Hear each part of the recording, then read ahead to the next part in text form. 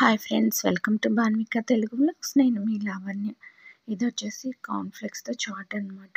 అప్పుడప్పుడు మనకి నోటికి పుల్లగా కారంగా తినాలనిపిస్తూ ఉంటుంది కదా! ఇంట్లో ఉండే వాటితోనే చాట్ లాగా ఏదో ఒకటి చేసుకుంటూ ఉంటాను నేను. అయితే ఈరోజు కార్న్‌ఫ్లేక్స్ ఉన్నాయన్నమాట. కార్న్‌ఫ్లేక్స్‌తో చాట్ చేసుకున్నాను. అది ఎలా తయారు చేశానో చూద్దాము. దానికోసం ఒక ఉల్లిపాయని, ఒక టమాటాని చిన్న ముక్కలుగా కట్ చేసుకుంటున్నాను. పచ్చిమిర్చి ఇష్టం ఉన్న వాళ్ళు పచ్చిమిర్చి కూడా వేసుకోవచ్చు. నేనేంటంటే మిర్చి వేయకుండా కారం వేద్దాంలే అనుకుంటున్నాను. అందుకని ఒక చిన్న సైజు ఉల్లిపాయ, అలాగే మీడియం సైజు టమాటాని తీసుకున్నాను. ఇవైతే బాగా చిన్న ముక్కలుగా కట్ చేసుకున్నాను. చిన్న ముక్కలుగా కట్ చేసుకున్నప్పుడు తినటానికి బాగుంటాయి. అంటే మనం పచ్చిగా ఉన్నప్పుడు తింటాం కదా, కర్రీ కాదు కదా, అందుకని కొంచెం చిన్న ముక్కలు అయితే కట్ చేసుకున్నాను అనమాట. తర్వాత మనం ఒక కార్న్‌ఫ్లేక్స్ ఇంట్లో ఒక కప్ అయితే ఉన్నాయి, వేయించిన కార్న్‌ఫ్లేక్స్. వాటితో చేసుకుంటున్నాను అనమాట. ఎప్పుడో తెచ్చి వేయించాను, అవి అట్లా ఉండిపోయినాయి అనమాట. చూడండి, వీటిని కొంచెం క్రష్ చేశాను, మరి ఎక్కువైతే చేయలేదు.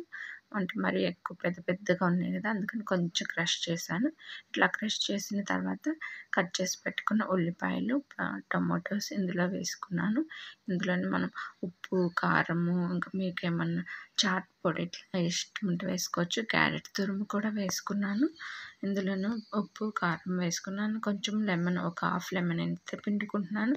నేను ఎక్కువ లెమన్ యూజ్ చేస్తూ ఉంటాను అన్నిట్లో, అందుకని ఇందులో కూడా హాఫ్ లెమన్ అయితే పిండుకున్నాను. వీటన్నిటిని ఒకసారి చేత్తో కలుపుకుందాము. చేత్తో కలుపుకోవటం వల్ల ఈ ఉప్పు, కారం అనేది అన్నిటికీ బాగా పడుతుందన్నమాట. అలా ఒకసారి మొత్తం కలుపుకున్న తర్వాత ఇంకా సర్వింగ్ బౌల్లోకి తీసుకుందాము. చూడండి, చాలా టేస్టీగా ఉంటుంది. మీరు కూడా ట్రై చేయండి. ఇంకా ఫైనల్గా ఏంటంటే ఇంట్లో దానిమ్మ గింజలు ఉన్నాయన్నమాట. పైన ఇంకా అవి కూడా యాడ్ చేసుకున్నాను. టేస్ట్ అయితే సూపర్గా ఉంది. మీరు కూడా ఒకసారి ట్రై చేసి ఎలా ఉందో నాకు కామెంట్లో చెప్పండి. అలాగే కొత్త వాళ్ళు సబ్స్క్రైబ్ చేసుకోవడం మర్చిపోవద్దు.